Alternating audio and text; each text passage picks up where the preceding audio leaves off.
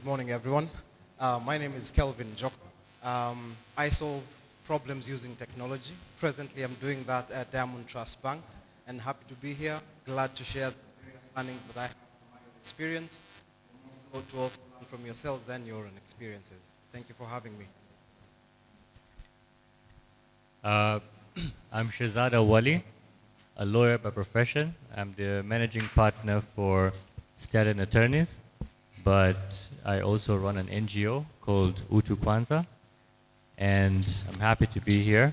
Hopefully I could be helpful to answer any of your questions. Good morning, everyone. So my name's Sande Godfrey Ngoba. I am a managing partner of a law firm called ABC Attorneys. I practice in Tanzania, mainland, and Zanzibar as well. I head the IP and tech department of ABC Attorneys, and we've been around for about 10 years now. I serve clients in the fintech space. Happy to be here, and I'm hopeful of engaging conversations. Thank you very much. Yes, thank you very much. I can see we have the business takes, we have lawyers, and we have lawyer enablers. So that's very wonderful. My first question is about regulation, because this whole session is trying to play a catch-up on regulation. And so the question is, what are the general regulatory concerns that surround the future of e-commerce in Africa? Now, Mr. Sunday, you spoke about actually helping the fintechs to get going. What are some of the regulatory concerns that you enlighten them or solve for them? Thank you very much. So, yes, like how you have put it, the concerns are there. We have worked with a number of fintechs that some have started out in Tanzania and some have started out elsewhere. Some have headquarters elsewhere, and some have presence in Africa, and they are onboarding in Tanzania and getting them through in terms of the regulatory aspects to get their PSP and whatnot. But the issues have been, I think, 3 or 4. One is on the harmonization of the laws. So you have a fintech that operates, let's say, in Nigeria, or it operates in Kenya, and it wants to come to Tanzania. The laws that caters for example, from the incorporation part up to now the regulatory part, where you have to get your license for the payment systems, different. The timelines are different as well. So getting through is tricky. Also, there is an issue from the consumer side as well when it comes to how you are onboarding, but then how are you serving your consumers. So that has been an issue, because in Africa is a bit different in terms of looking at value addition to your customers, the people that you're onboarding, let's say, to your platform. So the services you are offering, and then from the regulatory perspective and the government perspective, in terms of now who is checking on that to make sure that actually there is adequate check in terms of consumer relations. Then again, you'd come to things like, I would say, for example, we are dealing with data, see? So if you look at our recent, let's say, enactment in Tanzania when it comes to personal data protection, that also is an issue, because the laws that you have that protects, let's say, in Tanzania, and what you have in Kenya and the GDPR, those who, okay, we copy, but you will try and make our own. But the issue is when now you come from the regulatory perspective of it, the applicability is tricky. Like, let's say Tanzania, now we're supposed to have the commission in place. People are supposed to cater for, have on your website, let's say, the privacy policies, make sure that you have a data processor, things like that. But then the data that you're transmitting from here, let's say, to Kenya, or a Kenyan entity that is doing perhaps, let's say, e-commerce, and you're onboarding, let's say, vendors, or you're onboarding consumers. There's a lot of data flow. Now you are in Kenya, but you operate in Tanzania as well. So that also has been a bit of a tricky part in terms of the regulatory perspective of it. So I'll end up there. Thank you. I have Mr. Wali, allow me to call you Mr. Wali. I have Mr. Wali look at it from the government perspective.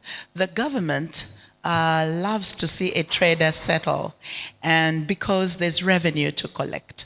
So what is the perspective for the government? What should the audience worry about? What is their obligation to the government? What do they have to take care of to please the jurisdiction and their interests, because they must comply. And then secondly, it's inevitable that then the consumer too, because government is interested in the end user, it's their the duty to protect the citizen. So what is very key to look out for in e-commerce regarding the government and regarding the end user? Thank you very much. Just this morning, I was having a conversation with Sunday, in fact, and I was telling him how passionate I am about compliance and governance. Because I believe in Tanzania especially, if you are compliant and you have put in place the right governance methods, you are at least safe from making some profit. Because otherwise, most businesses in Tanzania fail because you're not compliant. You end up paying too many fines, too many taxes, too many penalties and interests. So at the end of the year, if you've made 100 million turnover, but you've paid 120 million shillings to the government. And of course, the government would love that. But we also have to understand from the government's perspective that currently there are a lot of issues with illicit financial flows, where there's a lot of money laundering going on. There are a lot of transactions coming in to finance various illegal activities. So the reason why a lot of these checks and balances are being put in is to avoid that. And a lot of the developed countries had found loopholes in developing countries when it came to the banking system, the KYC systems. And so a lot of money that was either used in drug trafficking, human trafficking, gambling, used to flow through African countries. And of course, this is where a lot of African countries have been named and shamed to say, oh, you cannot do business with, say, a Nigerian probably, or somebody sitting in Somalia, because you don't know whether the money is clean or not. So compliance is key to be able to do business, even if it's e-commerce. And we're losing out a lot of money because a lot of people that do engage in e-commerce are not paying taxes. You know, when you go on Instagram and you find a business on Instagram that's selling really cool sneakers, and you want to buy a pair of sneakers, and once you contact them through their number, they'll say, just send me the 100,000 shillings on my number. And you want a pair of sneakers. So you're not going to care whether this person pays their taxes or not. You're going to send it to their number. But then how is the government monitoring that person? How is the government getting information on what is being sent to M-Pesa is business related or not? I have a lot of M-Pesa probably coming in through, I'm sending my aunties and uncles a lot of money here and there. In our African culture, we send money to the village. So you don't know whether that's for personal or for business. So that's where the government comes in and starts regulating us, which I find, unfortunately, is caused by us as well, because we tend to not be compliant. But of course, as an e-commerce business, if you are going to be compliant, from setting up your business with the business registration and the licensing agency, to getting your tax identification number, to registering a proper business, the challenge, unfortunately, for an e-commerce and where the country needs to look at, or the government needs to look at, is people cannot register their homes as places of business. So this is where there's a challenge. I have to have a lease, or I have to have a virtual office agreement with, say, Regis in Tanzania, or another company called Vintage, or ZO Spaces. But I can't sit at home and work and say, this is my place of business. So again, you need to have your lease agreement in place where you're going to be paying withholding tax and stamp duty, and then to now going through TCRA, getting all your payment systems registered, which is another 60 to 90-day process. So by the time you want to be regulated and compliant, you've probably lost a lot of business, right? So for an e-commerce business, you need to look at these things, but at the same time, I think the government needs to see how to make it more friendly for us. Thank you. That's very enlightening. Also, you can see that the responsibility is greatly on we, the e-commerce businesses. And now we hear from the representative of the industry. And my question is data protection. How can you then assure the user that you will take care of their data? You will not make it available for person again by the company, so that the end users are secure and that the data protection rules are observed. If really there's a regulation or an act in each country, how can we ensure that we adhere to what it prescribes and that people are safe when they are doing e-commerce, when they actually engage on the various channels, platforms that are available? All right, thanks. I think I'll start with Sunday's initial comments regards harmonization of such rules, law, acts, whatever those will be termed as in different markets in which e-commerce players would operate in. Now, many a times the kind of lens we put on or have a view of is we look outward and we always point a finger at the e-commerce player. And I'll qualify that statement. In most cases, security in its general terms starts with the individual that is to be secured. Say, think of your mobile phone. If you're to lose money, in most cases you're compromised because something personal to you was divulged or accessed in inadequate ways.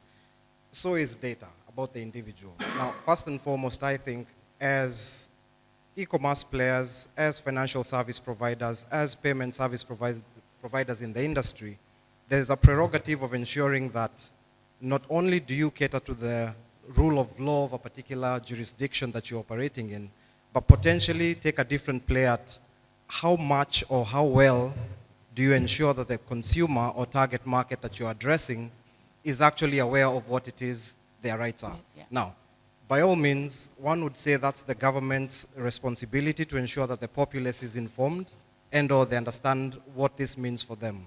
But that's exactly the problem. All of us as consumers of digital services, rarely do we think of what's my security. The utility that you're getting out of a commercial transaction is the value after the transaction. So for example, in Mr. Wali's example, it's the nice pair of sneakers, which I assume he likes. It could be that new ebook because it's been recently published. You want to get to understand what the whole concept is about. So usually the consumer is never thinking of what security is there. All I need to do is make a transaction, value is exchanged, I get the final result.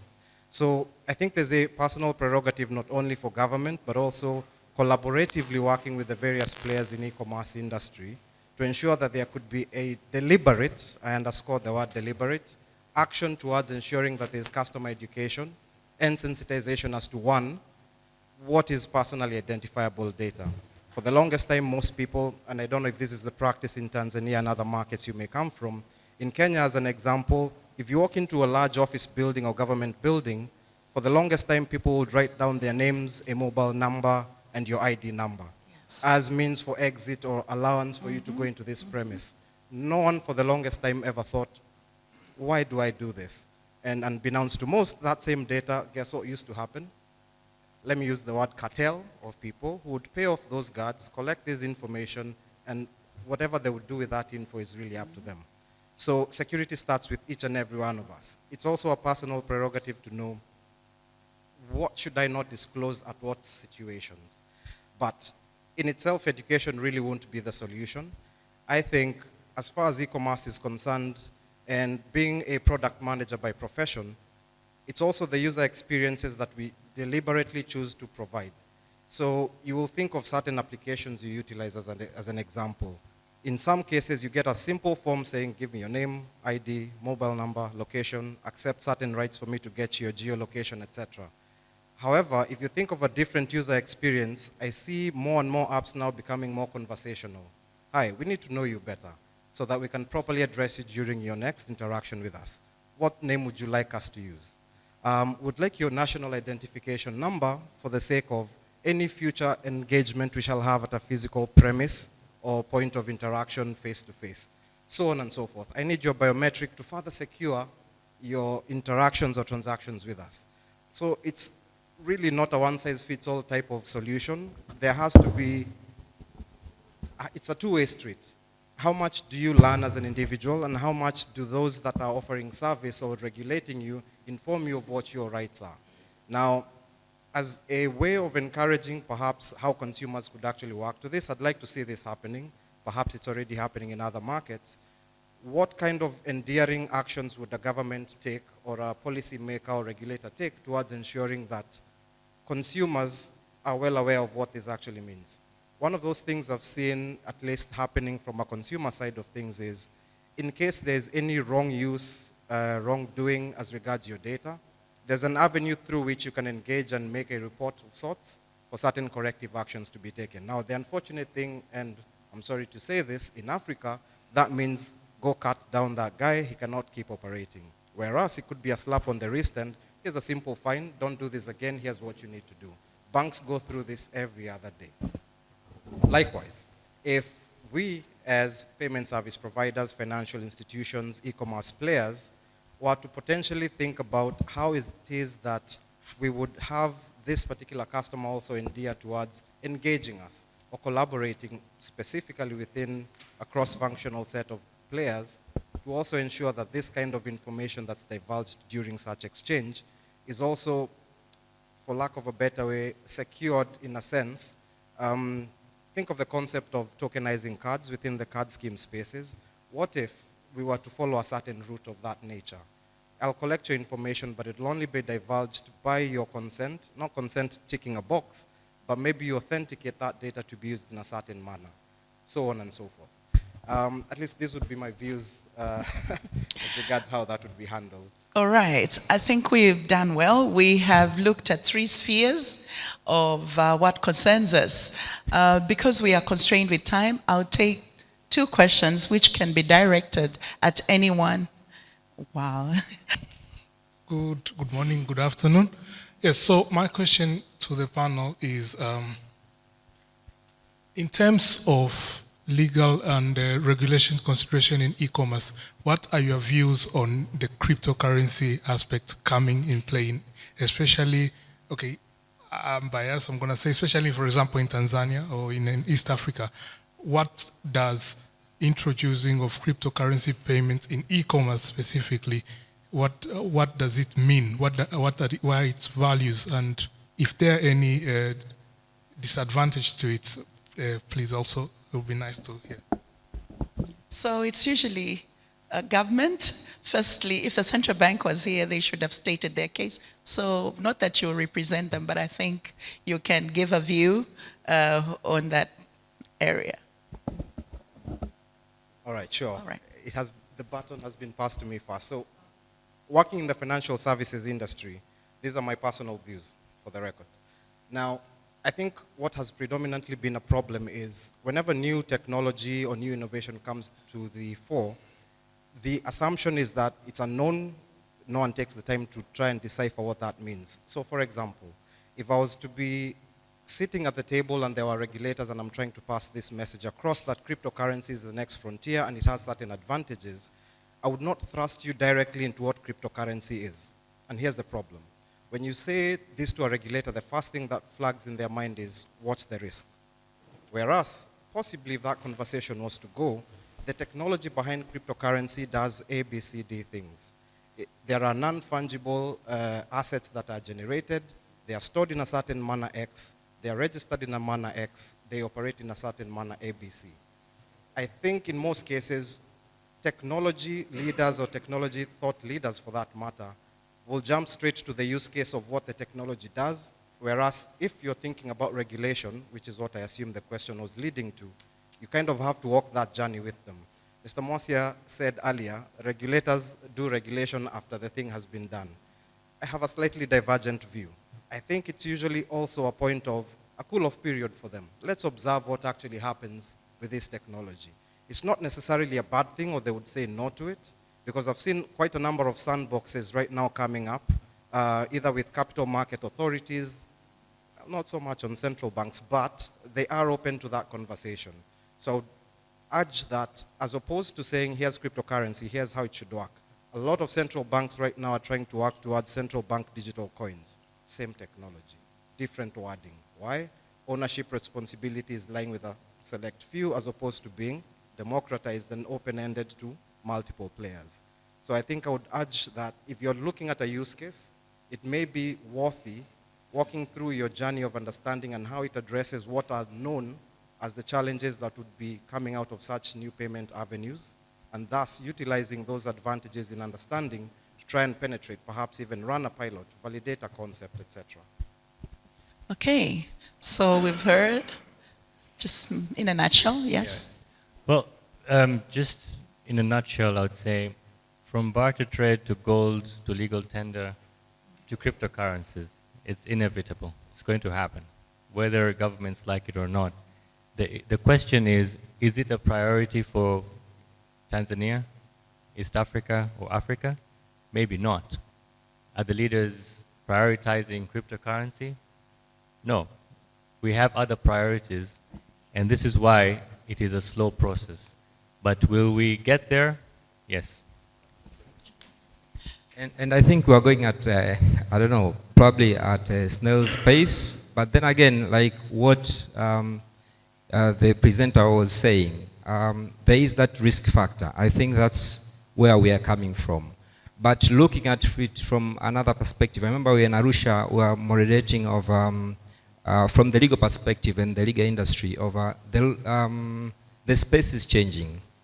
Even from our legal sector, everything is changing now. We have cases that are being had virtually, but there are cases of things that are done on the metaverse, land issues, marriage issues. People are getting divorced on the metaverse, and the actual cases that are done and had on the metaverse in other jurisdictions. So the narrative is that these things are changing, and they're not far off.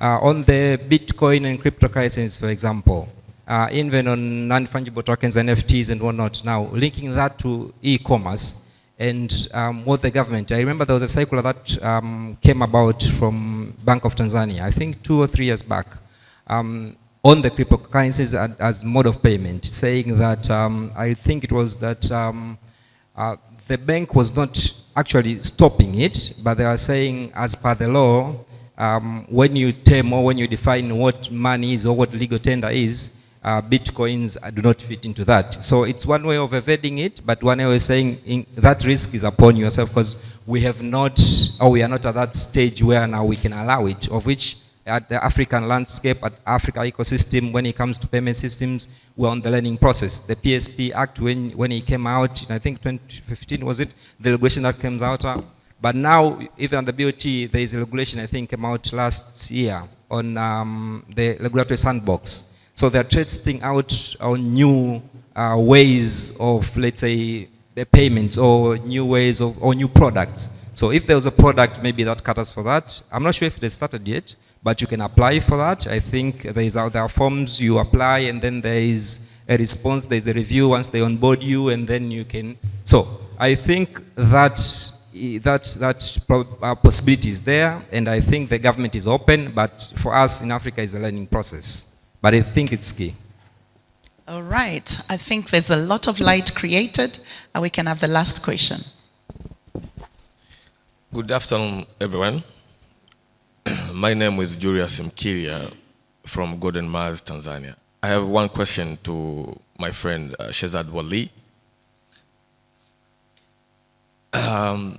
do we have any convention in bracket laws which regulate e-commerce in Africa? If no, do you think it is a time for us, Africa, to have one convention in order to solve all those regulations problems which appear in Africa? Thank you. Thank you for the question. I'm not sure if I'll be able to do much justice to you when it comes to Africa. But what I can say is, for Tanzania, we do not have a specific law or regulation. We have sets of laws that govern commerce, which are also applicable to e-commerce. And we have regulatory authorities like the TCRA, the FCC, that also regulate e-commerce.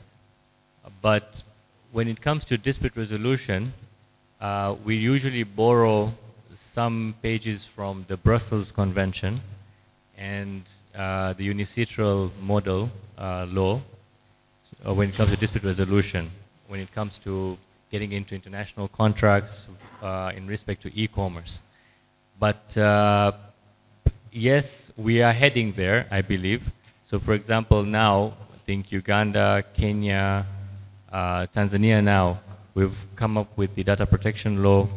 So I think we are slowly developing these laws, and the more these discussions will happen, the more you will see development of regulations and laws. I hope I've been able to help you. Okay, just a few seconds. We One wrap second. up. I think to add to that, we could look into the Africa Free Continental Area as well. So that's another harmonization or another gateway to us having laws that, so if you like the protocols that came about, the first one, the second and third one, and now there was, I think, there was what called, was it bypass? I'm not sure, but for the conversion rate in terms of payments, if you are trading from, let's say, Tanzania and Kenya, you want to do goods, like Tanzania, we started trading the first goods, I think, was in May, coffee, and I don't remember what it was, but the conversion rate in terms of you paying from here and there and have that harmonization, you don't have to care about the, let's say, Tanzanian shillings and Kenyan shillings, but so we have that harmonization. I think it was, I don't remember the bank that catered for it, but I think through AFTA, we have at least that vision realized in terms of e-commerce cutting across Africa, depending on the protocols that are in alignment with what we are doing. So I would say the Africa Victoria could be one of the way you could look at it in terms of payments coming through Africa, and in terms of how we interact between each other from the IPR protocols as well, in terms of protection of goods and services that cuts across and your brands. So it cuts across. So I think that also should be something to look into. Mr. Calvin, in 30 seconds. I'll try and go for less. So here's the challenge I see mostly with regulation. They will not be labeled e-commerce regulations, acts, blah, blah, blah. If you take the example of, say, ECOWAS as an example, they, if I'm not wrong, 2021 or slightly earlier, put in place their Data Protection Act. There was also some e-transactions regulations that were passed. If you think about East Africa and Kenya, they'll be labeled as payment service provider guidelines or licensing. There'll be e-money issuer licensing and such. So if you were to deliberately, even for example, Google, you won't find that explicitly captured as such. They're usually embedded in different laws, regulations that would be prescribed for certain players. But in most cases, a regulator within a particular market will infer to whom those particular acts will apply to. And as such, it's usually the prerogative of said party to, delve in and look at some of these things. However, the challenge is, do you read laws or do you make money? And it's usually the pitfall of fintechs in most cases. Thank you very much. Shall we give a big... I'll give my sister here to say something as the last speaker. I heard you muttering something. You wanted to say something. I can say it. In actual sense, I'm the presenter. I don't know if I'm the next one. I'm the speaker, so I think whatever which I'm meant to say may be allowed to speak on that session. Thank you. All right, so we've come to the end. It's been a very good discussion. My takeaways are there's need for collaboration. okay? We all need to sit in these meetings and talk about, especially the stakeholders that are important. We see the private sector in the PPS, the service providers are very important. And the government coming in with regulators so they can get all these good views you're asking to think about. And we see the learned friends around us that can guide us, representing associations, okay, that can come up and all the problems are put together through an association. Then there's a dialogue between the user, the end user, for consumer protection, all these funny things Caleb put up there, and how we can navigate that. And sometimes to just make popular some of the things that should actually be happening, like the QR code, the story about limitations on the transaction, the key things that are very key. I see that it's not just Tanzania, the problems are regional, therefore we should work through the regions and make it happen. Thank you very much.